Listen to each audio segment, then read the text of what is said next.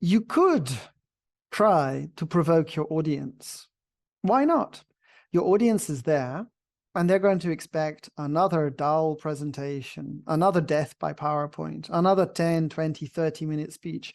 Nobody's that excited about it, especially if it's after lunch when everyone is half asleep, especially if you're not the first speaker. So why don't you provoke the audience, criticize them, exaggerate, get them to step out to success? You need to handle this with care because you can go too far. I've gone too far doing this before and I've upset people. The idea with this type of public speech is you criticize the audience. You can tell them, based on your know-how and your experience, what they're doing wrong. Tell them why they're doing it wrong and how they're doing it wrong and why this isn't a good idea. Provoke them. Tell them what can they do better? Why should they do better?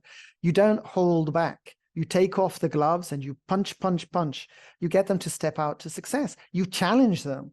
And you yourself, you get quite ready to be combative.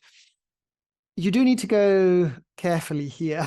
If you get a little bit too carried away, it can turn into an argument. And keep in mind, you do need to know your audience and the subject. If you're starting to accuse them of common mistakes, because you've seen these common mistakes, and they're not making them, then you're going to look a little bit silly. So this is the idea about stepping out to success. Don't be afraid to be combative and provocative, to exaggerate, to accuse, to ask questions, and then to criticize the answers.